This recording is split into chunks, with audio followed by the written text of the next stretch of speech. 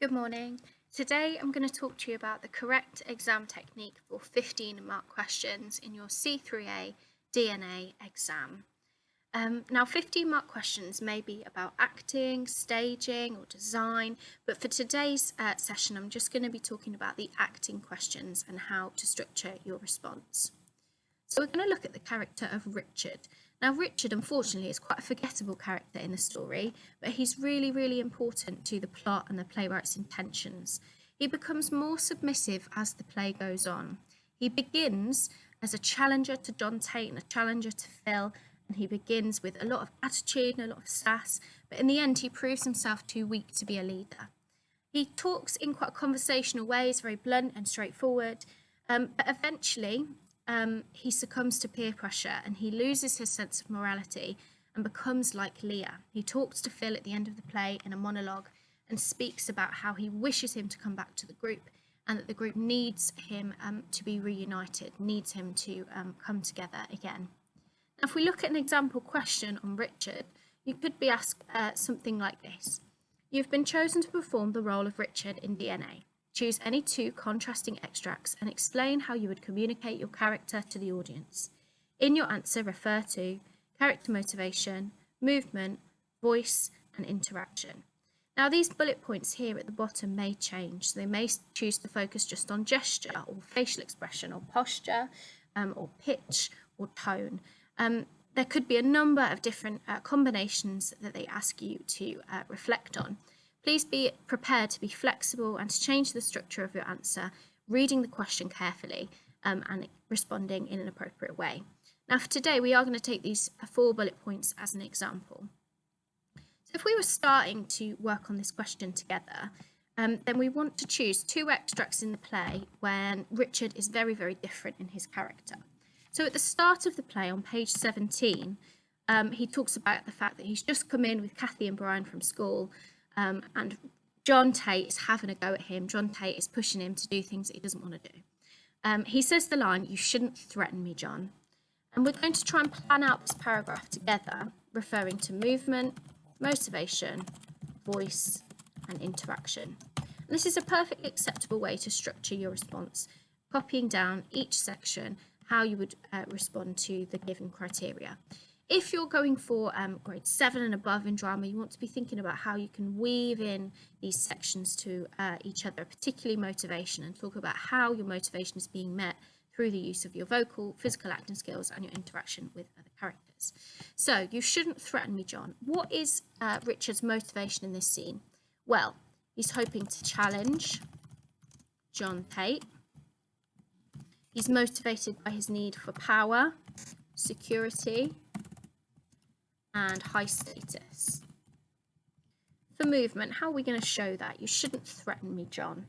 He may stand with a wide stance to show confidence, a tall posture, and a slow, intimidating gait, leading with his chin.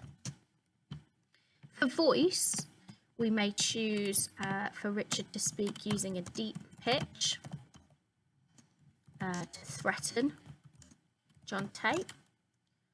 He may choose to speak with a slow tempo to get his point across and to create a tense atmosphere. For interaction, we want to talk about how the actor playing Richard is going to interact with the other characters in the scene.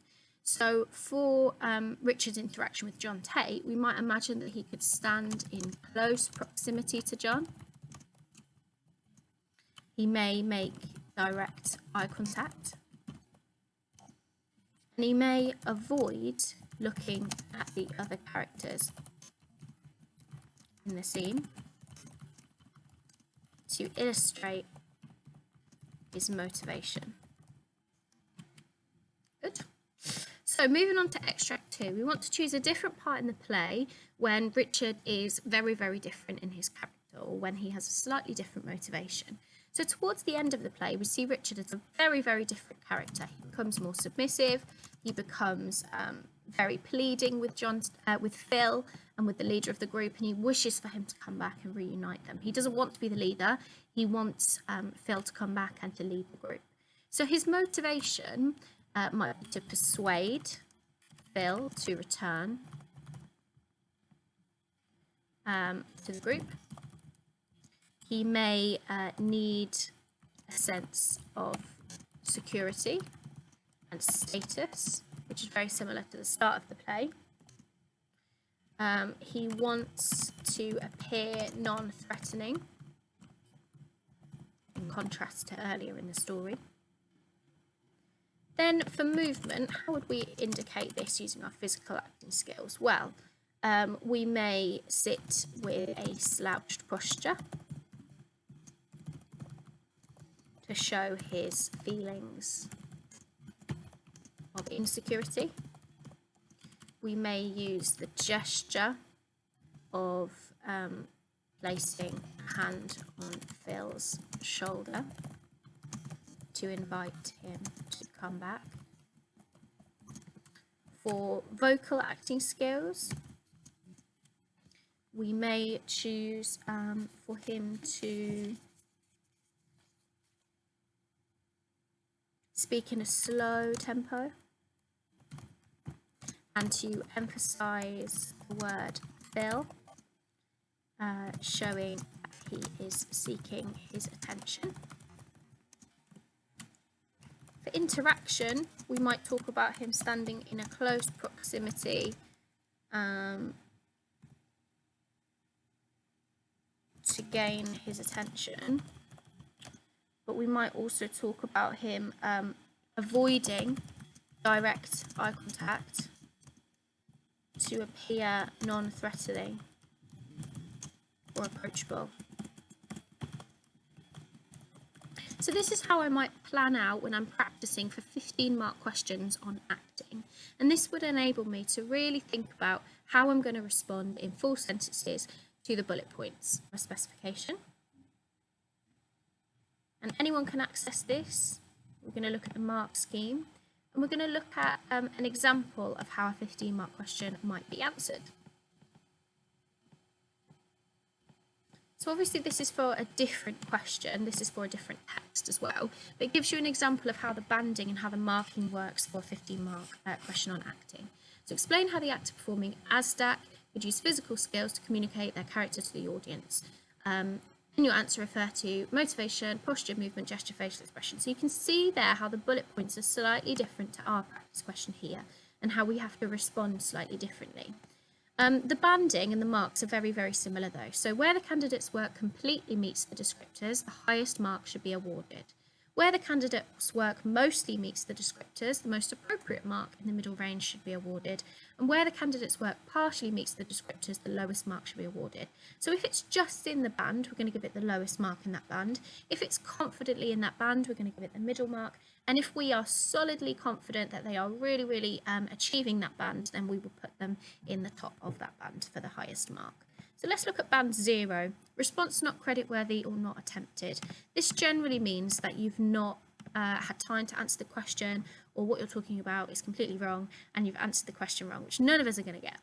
Then if we have a look at band 1 to 3 marks, some explanation of character motivation, some knowledge and understanding, some appropriate references and some understanding and use of drama technology. So it's getting there. It might be that this candidate has only put in a few sentences or a short paragraph, but some of their understanding is slightly confused.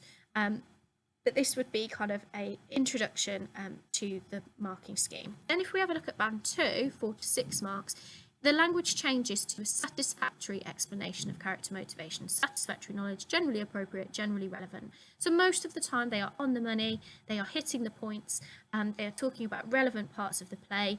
But then if we move up to band 3, 7 to 9 marks, a well-informed explanation of character motivation. They understand this character, they know what they're doing in this scene, or in the extracts that they've chosen. A sound knowledge and understanding of physicality and how that's used to communicate character and especially voice with our question. So how are they talking about vocal and physical acting skills? Are they talking about them in detail? Are they explaining them? And what impact it would have on the audience? Clear and appropriate references. generally relevant knowledge and understanding and use of drama terminology.